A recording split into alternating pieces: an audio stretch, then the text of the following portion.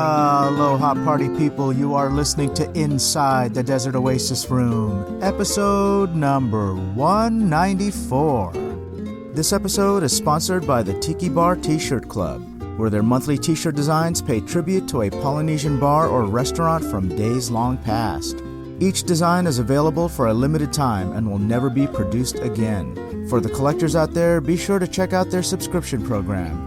For more information and to check out this month's shirt, visit tikibartshirtclub.com. This podcast is brought to you in part by the Tiki Tea, a family-owned and operated tropical drink bar in Los Angeles, California. Come get their house specialty, the Ray's Mistake, for only $6 on Wednesdays until 9 p.m. For more information, check out their website, tiki-ti.com.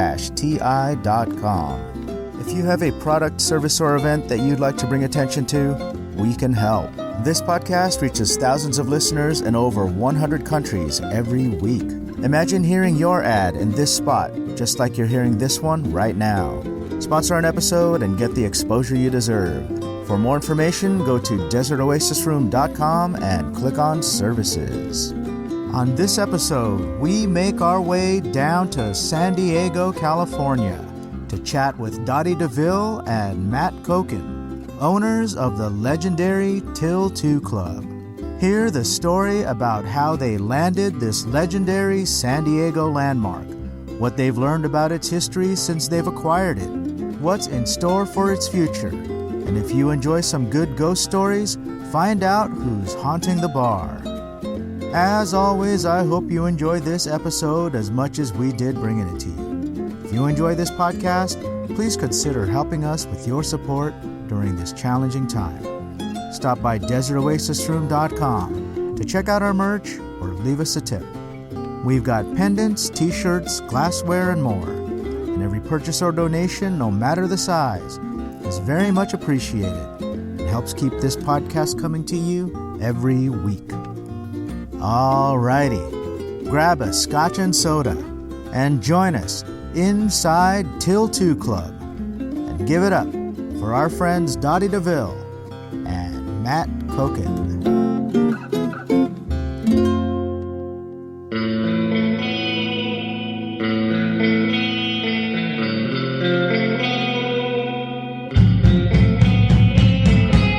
Inside the Desert Oasis Room.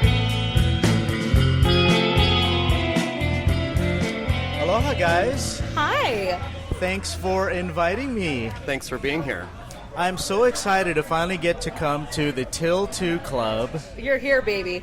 Oh, I love it. I love it. I love it. So let's tell our audience, what are we drinking? What are we drinking here? I am drinking the Little Kimlet. Okay. It is a play on a classic cocktail, the Gimlet. The Gimlet. Yeah. Named after Little Kim. Named after Little Kim. Little Kim. 2006, when she was at the MTV Music Awards. Movie Awards? Music Awards. Music Awards. And her outfit was the purple. The purple outfit and the with purple her boob hair, out. right? Yeah, So when I see a purple drink, the first thing I think of is Purple Rain. yes, Purple Rain by Prince. by Prince. When I was in my 20s and I was going to nightclubs, I used to order a Purple Rain. Back when I used to drink kamikazes and Long Island iced teas and all these crappy clubby drinks that you drink when you're trying to get drunk in your 20s, right? And I'd order Purple Rains. Every once in a while they'd say, well, what's in that? And I'd say, I don't know. So they'd just give me something purple. They'd probably just do the blue curacao and the grenadine. Yeah. And Purple drink. Purple drink. Purple drink. Yeah. This is made with a really wonderful gin, Empress gin, and it's naturally distilled with butterfly pea blossom. Yeah. So that creates the purple hue, and it turns to like blues and teals and lavenders depending on like the acidity. So I love it's it. a really wonderful gin. We love it. Okay, tell me about this drink. What am I drinking? That is the Funky Drummer. Funky Drummer. That is a top seller here. That is made with 3 different rums. You have, you have Bounty Dark. I love it. You have Hamilton Gold, and you have Ray and Nephew Overproof in there. Wow. Passion and it fruit. tastes so smooth. It's very balanced. Lots of fresh juices in there. The passion fruit, lime, orange. Yeah. I love it. Wow, so awesome. I'm drinking Miller Lite. Miller Lite. I love it. I wasn't even going to ask because it's a beer bottle, but I'm glad that you brought it up. We're a Miller Lite family. It's all good. It's all good. So the Til Two Club, I've known about this bar, even as somebody who doesn't live in San Diego, I've known about this bar for a long, long time. And I've wanted to have you guys on for so long, not just because I want to support you guys, but I think there's an interesting story behind how you guys got this bar. So tell us about that. Oh my goodness, this has been such a crazy ride here. So the bar has been here since 1942. There's been different that's crazy. Different names and. So we were in World War II in 1942. Yeah. So they opened up in 1942. We came in May 2019, and it was a very crazy situation. We were asked just to come in and revamp the bar, and at that point I was kind of done. What do they mean by revamp? Just redo the drinks and yeah, just kind of give it a little something, a little umph. And right. I've already been doing that, and we were both ready to just buy our own place, and he wanted a music venue, I wanted a dive bar. Yeah. And the opportunity came, and we were going back and forth with what we could afford and how we were really going to make it happen. And we were both in Portland at the time. I had a show up there. Okay. And we're on the plane, and I get this text from the old owners. Okay. And they were just like, meet you here at this place and sign the paperwork and the keys are yours. And I was like, holy fucking shit. And I showed it to Matt, and we were in the air, and I had turned my phone off, and I was like, oh my God. And I actually sent a message to my dear friend Sassy, Miss Tiki Oasis, 20-something. I don't even know what year she won, but and she was just like, holy shit, I'll meet you at that bar and we can check it out. Yeah. And I remember sitting in the middle of the bar going we just bought a bar. That's what crazy. The fuck? It was so surreal. It was very surreal. So, as tiki people, I think a lot of us have a dream of owning our own bar. Yeah. And, the story goes that you find a little hole-in-the-wall place that needs some fixing up, and you work your ass off to, put the money together and try to get the liquor license and all this kind of stuff. But then you not only had that fall in your lap, but it's also an iconic spot. This is kind of a landmark spot for San Diego, right? It's been here for how many decades now are we looking at? 8 decades. 80 years. Next year it'll be 80 years. That's crazy. So tell me about the journey. So now you get the bar. Now we get the bar, and we're like, oh, how do we come up with this money? I have $2 in my wallet. Right. And I wasn't even really concerned about that necessarily. I was concerned about what the previous ownership were doing here. Yeah. I mean, it was basically like a rap battle MC club. So it just changed the you're dynamics. Thinking of the clientele. Yeah. It's I have nothing against rap. Sure. I like a lot of old school hip hop and stuff, but it just wasn't the vibe that we wanted to go forward. You're tiki people. You're craft cocktail people. It basically took a few months of kind of honoring all of those old bookings that the previous owners did, and then just kind of trying to finagle new identity and new bands coming in. Right. Yeah. Yeah. We were here for 10 months before COVID hit. Wow. So we'll get to the COVID thing, but for that first 10 months, I'm sure that there was a huge adjustment period, not just with the bar and the drinks, but also with the patrons, just as Matt is alluding to, right? So let's talk about the patrons. How did that What happened the first few months that you were here? Were they still looking for rap battles? I still get and potential booking requests for that type of music. We book them when it's appropriate. So not that we don't that we're against any of that. No. Yeah. It was just a very interesting transition because the neighborhood that we're in, we're in City Heights, but these couple of blocks right here, this is called Little Saigon, and these are all like very small, independent family Asian restaurants, and we're one of the only non-Asian businesses in this area. So we wanted to bring the community together because it's been here forever. So it was just hard to get back out there and let people know that the ownership was changed and the vibe in here was changing. And to be quite honest, the first 10 months were like really hard to get in people's heads that like things have changed here. Yeah. And recently, during this new opening, we see people in here that we don't even know who they are or how they found us. The word's getting out. Word's getting out.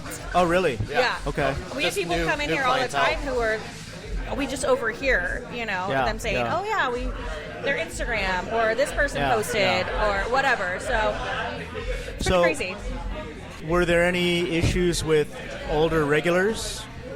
Yeah, we actually, sorry. No, go ahead. This is a neighborhood bar. Like I was saying, if you're in San Diego and I say City Heights, you understand what this neighborhood is. It's we're in the hood here. We got lots of different people around us.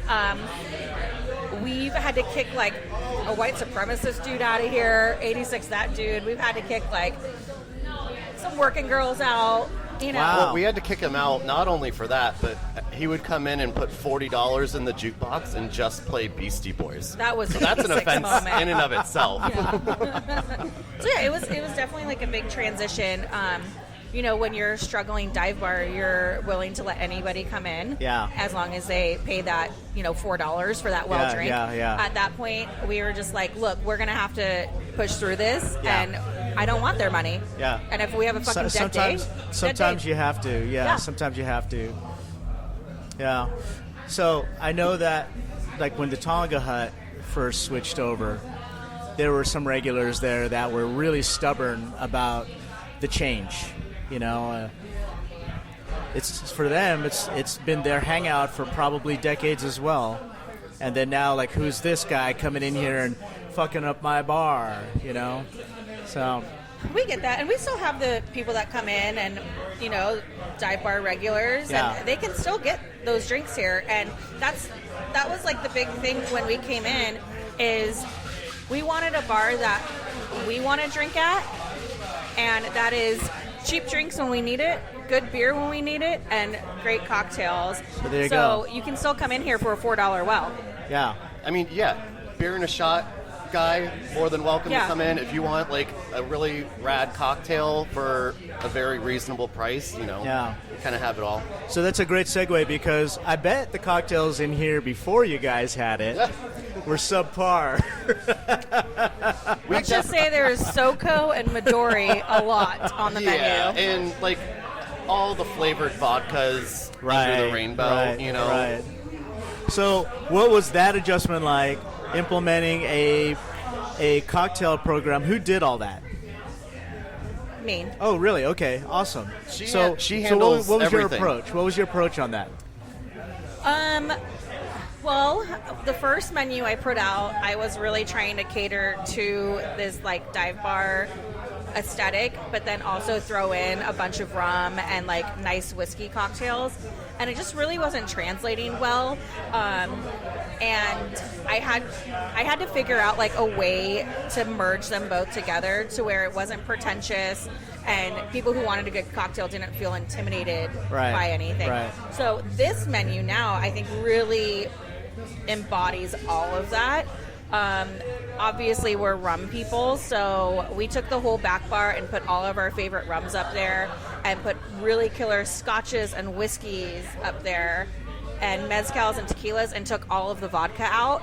Okay. At one point I had no vodka in this bar and realized You I kind of had need to it. do You need it. it. Yeah, you Yeah. need it. Yeah. So now we do have 10 different bottles of vodka. Okay. Well, and like you said, the initial menu transition was very difficult, and we were on a shoestring budget. Yeah. You know, so Yeah. we couldn't necessarily get everything that's on the back bar, but I couldn't buy cases. I had to buy bottles, single bottles, and if you buy a case, your bottle price Goes down. goes down. So at this point, I was like, I can't even afford two $25 bottles. What am I going to Wow, do? You know, okay, it yeah. was really, really tough. And one of the reasons you see such variety up there is, I know you're going to get to the whole COVID thing, but when we did all the booze ferry and people started ordering bottles from us and we deliver all over San Diego County every week, we could finally start to buy those cases and sell off 10 of them and then keep 2 for the bar. Oh, gotcha. You Yeah, know? yeah, So yeah. that's why there's so much up there, wide variety of things Yeah. for people to enjoy. Okay, I love it. So you're my segue man. So now we're going to segue to the COVID stuff because it's really interesting to see how a lot of businesses have adjusted and adapted to deal with being closed, right? I know that some bars, for example, I probably shouldn't name names, but there is a tiki bar in another state that turned their bar into basically a retail shop, and their doors would still open, but you came in and you were just buying merch. Yep. T-shirts and mugs and all that kind of stuff.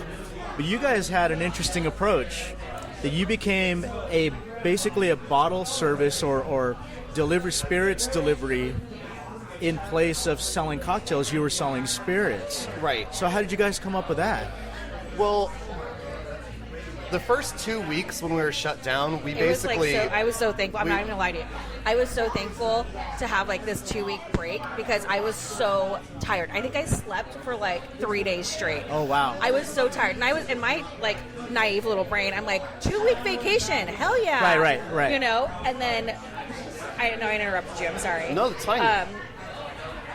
By the end of week 2, I realized, oh fuck, this is not ending. It's this not is going not away. a vacation. Yeah. And we need to get our shit together. Fortunately, Matt is an attorney also, and he's able to read I always all forget of the that about fine Matt. lines. I take that as a compliment. I don't really look and act like an attorney. No, I mean because we don't see each other by what we do. We see each other by who we are, Right. and what we like. The common interests that we all share. So, but yeah. So you were saying you read after the first couple weeks, ABC, Alcohol beverage control. yeah, and the local authorities didn't really know what to do at that point. I think they realized they wanted to do something to make it feasible to stay open. And so I basically read the new updates and guidelines that ABC put out. And I was these like, came out sometimes 4 times a day. They Right. would change it, Wow. update it. So we were constantly that's so hard on top to of keep it. up with. So It was insane. So basically, their wordage was you can still remain open, but you can only sell beverage or liquids that are in the manufactured bottles. So you couldn't do cocktails to go at that point. Okay. You could only sell bottles of booze. Okay. And so we basically was like, okay, we're going to start a glorified liquor store, and we basically curated a list of about 500 bottles. Holy moly! And you can just pick and choose what you want. You get your orders in to us by Wednesday at noon. We put our orders in and we deliver them across San Diego on Friday. I gotta say, I was a little jealous that all the locals got to do that with you guys because I definitely would have supported you. But I live over 100 miles away, so We branched out to an LA, if you were in LA and you want to take part in this, blah, blah, blah, but we only had a couple people that were okay, interested. okay. It wasn't feasible. I mean, we delivered yesterday. So We you're are still doing it? delivering. Still doing it, yeah. How It- much did that help during COVID? It kept us afloat. It did. It paid. We didn't profit any. It paid for all of our bills. So there was Okay. not 1 cent that we were able to that we kept for ourselves or for the bar. It all went to paying our Okay, bills. okay. So we were actually extremely fortunate to we didn't Yeah. go into debt. Yeah. Awesome. And it's all because of Oh, I love that. people in the community. I love that. I love that. Wow. So, on average, how many bottles are you delivering every week? At one point, we had to ask our friend Matt Farrell to help us deliver, and I think we had over 100 deliveries that day. Over No, 100. I wouldn't go that far, but it was over a 2-day 2-day. period, and we did it for 6 hours a day, Wow. and that's also including him on one of the Wow. days. So we probably had about 50 50 orders. deliveries. So, and most people are Wow. ordering like 3 bottles at the minimum. Okay.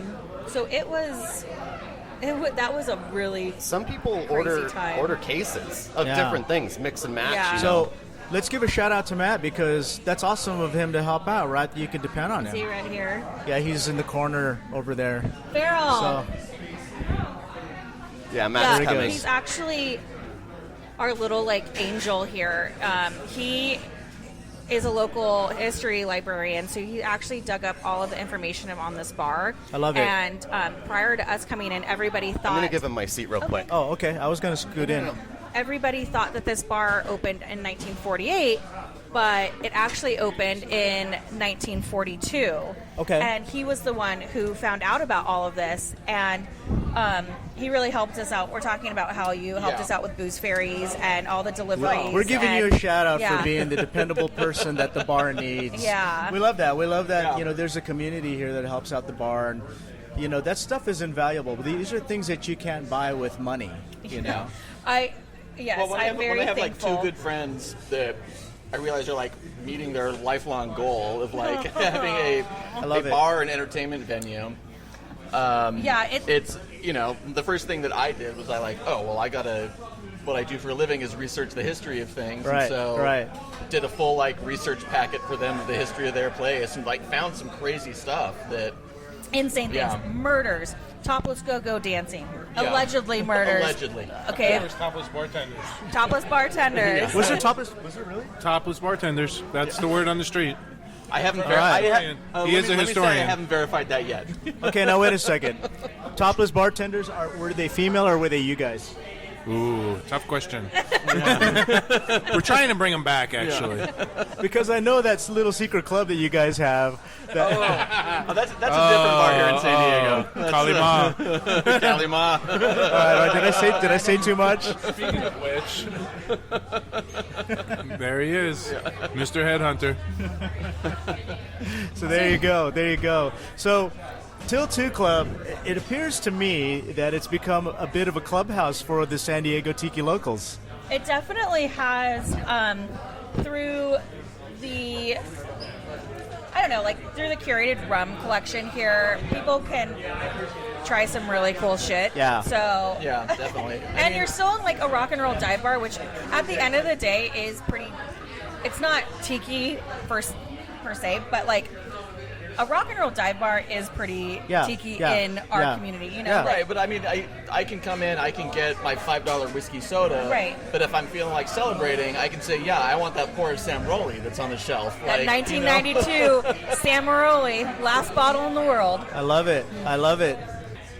When I was doing the history, when I was remember we found there was a period when this bar was Wayne and Bookie's Playhouse, Yes. and we found pictures of them throwing luau's luau here, party. you know? Oh, really? Oh, yeah. So And how that much- Was in the, sorry, that was in the That was in the 50s, 50s. yeah. Okay. How much of the history are you able to find about this bar? Is there a lot? He has Oh, quite a found bit. so Okay. Quite much a bit. stuff. So yeah, opened in 1942, but 1942, we know what happened in the early 40s is America went to war, Right. So a lot of stuff kind of shut down, and then they had there were 2 original owners. That was a married couple. They divorced, not so amicably. This is One where died. One died under mysterious circumstances. So You guys mention the wonderful podcast you guys do, or Yeah. oh, Drunk History. Drunken History, which we're really bad at filming because we film we did a shit ton. We did it every week, and then we just got too drunk, and then it became like once a month. What do and I now not it's know like about whatever. this? Yeah. What do I not know about this? It was just like a little silly thing that we were Yeah. doing, and now it became a thing. Oh, we're gonna need to promote this. No. It was a little like web series we Yeah, were doing. Just yeah. every few weeks we would do another dive into the history. So we covered the all the way up to the suspicious 60s now. death of one of the owners, and then The owners of this building. Yes. Yes. Okay. This bar. Or this bar. The Til bar. Two Club. and then it became like a fancy steakhouse. There was a Piano bar. steakhouse here. Yeah. Yeah. Wow. Yeah, you could get a steak dinner. There used to be a really beautiful Art Deco movie theater right next door, and they had deals where you would get like show your movie ticket, get a steak dinner. You know. Very nice. After that, it became Wayne and Bookie's Playhouse, and it was two local guys. One who had a history of running bars in San Diego all around town, and the other guy who was a very well-respected local guy, kind of a booster around town, and they kind of turned it into their like clubhouse party place. Matt jokes that like we are Wayne and Bookie because Wayne was like Party, which is me, Yeah. and Bookie was like, Give back to the community. Come on, Yeah. and that's totally Matt. And like, I'm all about giving back to the community as well, but I'm like, okay, but can we also party during it? Yeah. Like, I Can love we give it. a party back to the can we community? give a party? Yeah, totally. Okay, so this has been here for 8 decades. I want to know, is it haunted? Okay, Oh. so She got excited about that question. I look on the cameras, during closing time, and I see weird shit, and I don't know if it's like, look, we're in a dive bar. There's some cobwebs. I can't get everything, okay? But I'm like, are they cobwebs? Are they Orbs? like orbs? What the fuck is going on? And my oldest bartender, not my old, longest serving bartender here, Bones. He is like, and his name is Bones. definitely a ghost here. Like, you feel it when you're closing, when you're by yourself. Yeah. They're friendly, but like, Oh, good. things will like fall randomly. Oh, good. Like when, Friendly's good. yeah. So I don't know. Maybe it's Bernice, the original wife, That met an untimely death. met an untimely death, which like party rock on. Or maybe is like unfortunately there was a suicide here as well, so it could be that. But yeah. Wow, there is a lot of history, for lack of a better word, Oh yeah, with this Lots bar. of history. lots of history, but it's consistently been a bar. Yeah. 8 decades worth of history. Yeah. Okay, so let's talk about the decor, because I see all these clocks behind the bar. Can you tell me about that? Is it the Til Two theme? Yeah, so when we got in here, there were a few clocks behind the bar, and we've slowly been adding to them, and a lot of our friends will just come in and And the put a time is set at 2 o'clock. Yeah, on all everything's of at them. 2, and people will randomly give us clocks, and we'll just throw them up there. So there's actually a lot of clocks now up Yeah. there from friends. Okay. Any thought about, we're tiki people. Yes. Is any thought about doing like a tiki something, even just a booth? I wanted to do that on the stage up there. I actually wanted to take all of the decor from Ride the Dark Wave, which was our party. Right. I don't even know what Tiki year that Oasis. was. That was Tiki Oasis. 2019. 2019. I wanted to take that decor and I wanted to put this. Best room party 2019. I mean, yeah, we won the award for that. I wanted to put this That's Todd Miller, over by the there, way. but I Matt vetoed that. it. And after, really sitting down and curating the vibe Yeah. in this bar, I was like, no, it is a rock and roll dive bar. It doesn't need to have That's any that's tiki okay. objects. Yeah. But you can, if you look at the menu, you obviously know. Sure, You're like, sure. oh, okay. And you look at the back bar, you go, I yes. get it, and by also keeping it as a rock and roll dive bar, you're actually giving it the respect that it deserves. You're not saying that it's not good enough to be what it already is. Right. If you know what I mean, like if you change it, you're saying like, oh, it's not, you're not good enough. I'm going to try to improve you. Right. And that's the whole thing with what happens with some of our vintage tiki spots. You have a new owner come in and think that they know better, Right. and it ends up losing its personality. Not everything needs to be a tiki bar. I 100% agree. And I'm Got going some to. pretty epic concerts here with some rad local bands Surf and national bands, surf yeah. rock bands that Death almost Surf. burned the house down. Yeah. Or So- not Death Surf. Daikaiju. Oh, Daikaiju, yeah, they're Daikaiju, awesome. Yeah. So, and I'm going to expound on what you said, Matt. And some of my listeners might kick me in the nuts for this. But this goes back to you guys saying your whiskey sodas and the stuff that you make for the previous regulars that, like, hey, if they still want a beer and a shot, they can get a beer and a shot. Like, I am a true believer, and I'm gonna say it, and I already feel like I'm gonna get the shit. They're gonna give me the shit. Not even every cocktail has to be a crafted cocktail, Absolutely. right? Because sometimes I want a T-bone steak or a filet mignon, and sometimes I want a carne asada burrito. It doesn't always have to be lobster, Right. And sometimes I think people miss that. Like, we'll make a drink, they'll be like, well, what's in this?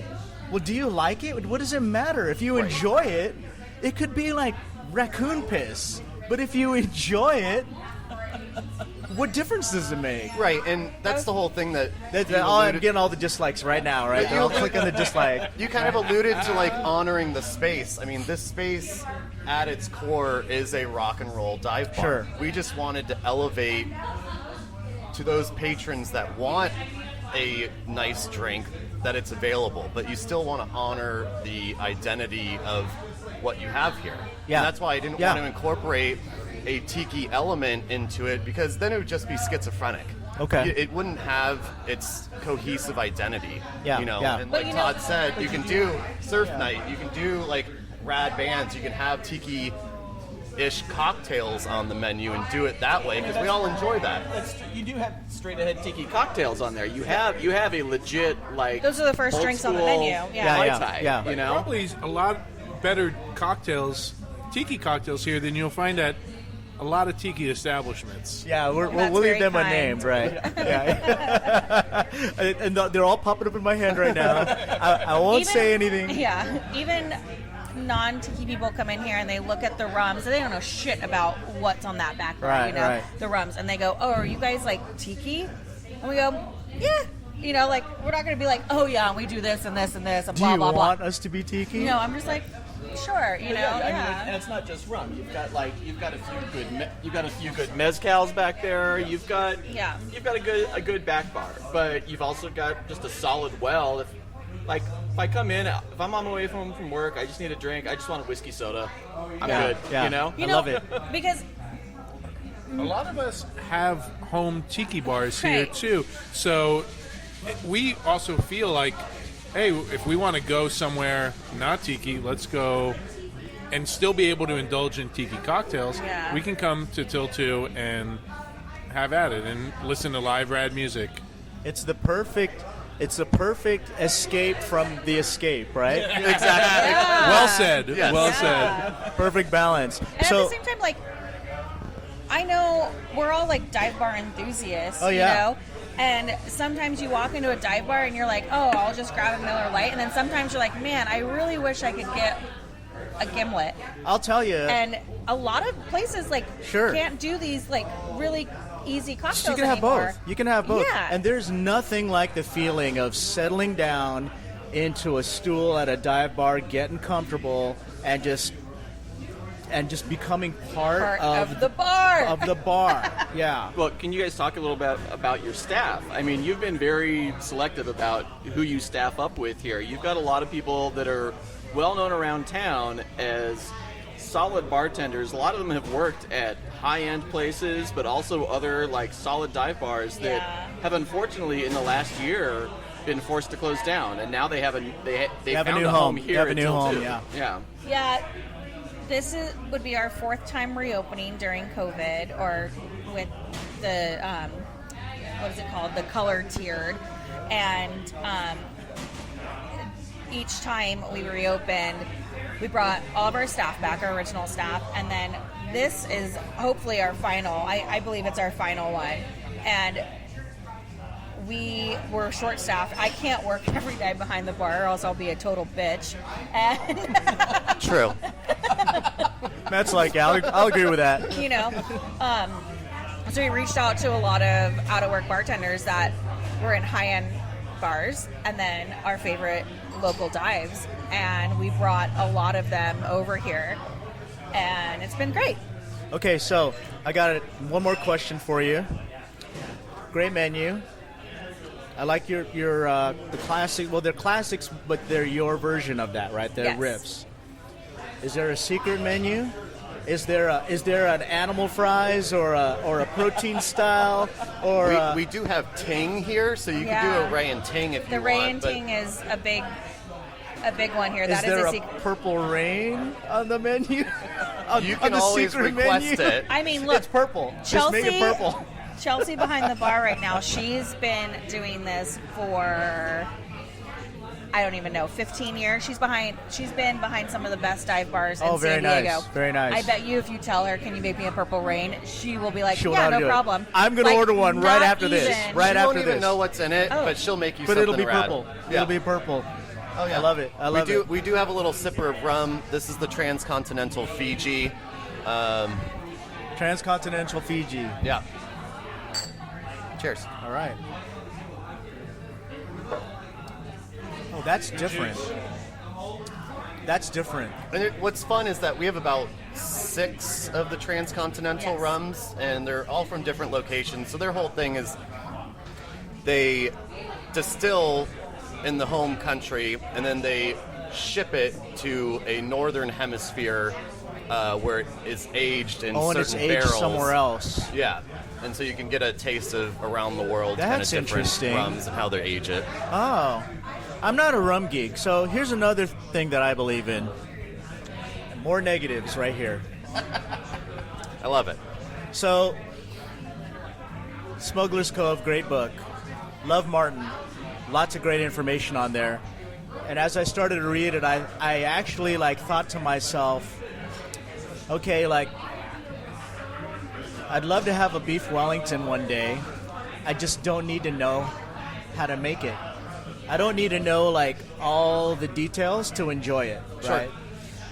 And I'm a firm believer of that. They're gonna kick me in the nuts right now. They're all gonna give me the shit. Look, I love the nuances and all the stuff about rum. I just don't feel I need to know every little thing to enjoy a good cocktail. You don't need a 12-step program of how to build so it. this whole transcontinental thing that you're saying is that what I'm getting at is that I didn't know that, and people are gonna give me shit for not knowing that. I know it. Transcontinental rum is like a total geeky nerd rum. Okay. So yeah.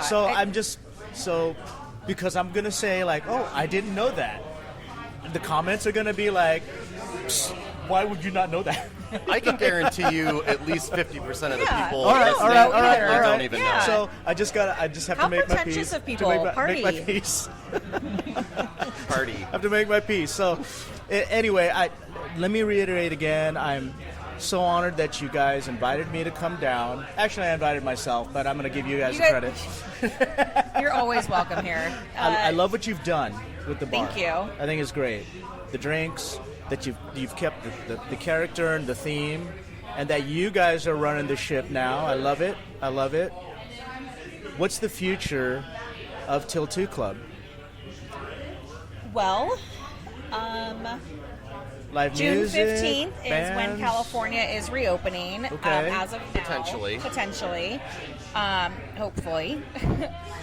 And Matt is hitting the ground running. June 17th is the first live show here with our dear friend Laura Chavez, who is a famous blues guitarist. And nobody, very nice. Nobody really understands that she's on every blues record there is, because she's so humble. When is this? But June 17th. June 17th. So She lives here in San Diego, and she's doing a whole blues takeover here, and we're starting off with that. But So I've been getting a lot of requests, and we're a huge like punk rock bar, metal bar, hardcore, but there was a group of people that wanted to do a 5-band show, donate all the proceeds to the bar, which is rad, but it's going to be a gnarly circle pit show. And they wanted to do it like at the beginning of July, and I was like, let's pump the brakes on that a little bit. Yeah. Thank you for reaching out. We'll Still a little do it early. at the end of July or August. Yeah. But I thought we could do live entertainment with a blues trio. Everyone can still be seated at their table. They can enjoy the band. And I think that's a good kind of a step in the right direction of people feeling comfortable getting back out indoors, seeing live music again. Okay. Very cool. Yes, so Very that is cool. one aspect of it. As of right now, the state of California and ABC have not taken away our privilege of selling bottles to go. So we are still technically a liquor doing it. store Keep doing it. and Yeah. bar. So we packaged goods, yeah. And you were sitting here, and I was staring at, and during this whole conversation, I just realized that you were the first customer. Do you remember messaging me before, like right before COVID hit, and you were like, "Hey, can you get me these bottles?" Absolutely. And I was like, "Yeah, I'll do it on the sly." You know, like, I got you. Don't go crazy out there, everyone. Jesus. And Booze fairies are the best. you Much love to the booze you were fairies. the first customer, and you got like some badass rums, like some Ray and Nephew, some great Appletons, rum bars, yeah. And he was kind of like the catalyst, besides ABC letting us doing this, but like the whole wheels started turning. Like, oh shit, We're talking about Todd Miller again, party people. yeah. Party people. The one and only. Well, that's awesome. So if We'll our still be a liquor store and bar, and hopefully not a pizzeria for Yeah. much longer. Yeah. But it's the whole joke of Hopefully we're open without the food obligation and until 2 o'clock. right now we Every are day. open till 2. Well, and I hope that continues. I just got so now I know why it's called Til Two. Hello. I'm slow, man. I just figured out a couple years ago why they called the Doobie Brothers the Doobie Brothers. I just figured that. I'm 52 and I just figured that out like a couple years ago. I'm slow about that stuff, man. Smoking So- boobs. Well, if our listeners want to follow you guys on social media, or if they want to take advantage of the delivery service or anything like that, how do they find you online? Throw out your social media, all that stuff. It's kind of lowbrow, but everything is on social media. So Til Two Club on Facebook and Instagram. We have this Google Doc with, I think there's like 600 bottles on there now. And you just stimulus. the liquid Stimulus. Yeah. Oh, I love it. Liquid stimulus, and you just send us a message. You go, "This is what I want," and you give us your address, and we just fucking drop it off So love it. just In San Diego. in San in Diego San County. Diego County. Like I said, LA, Yeah. there wasn't a whole lot of demand up We there, have so we them couldn't do everywhere it. from the border to Alpine to Oceanside, Yep. all the way to OB. So we love have it. done a lot. I love it. 56 party weeks people. and counting. There you go, at Til Two Club. Follow our friends at Til Two Club. If you want to order anything that's local and have it delivered, or if you want to come down and support their bar, please come and do that. What's the address here? 4746 El Cajon Boulevard In San Diego. in San Diego, San 92115. Diego. Come to the boulevard. Come to the hood. There you go. There you go, folks. And if you enjoyed this episode, hit the like button. If you want to follow us on any more of our adventures, please subscribe to our channel. Let's give our friends a follow here. Until the next time, cheers and aloha. Get pitted. Ride the dark way. So pitted. Til Two Club. All of it. Cheers, party people. Thanks for watching.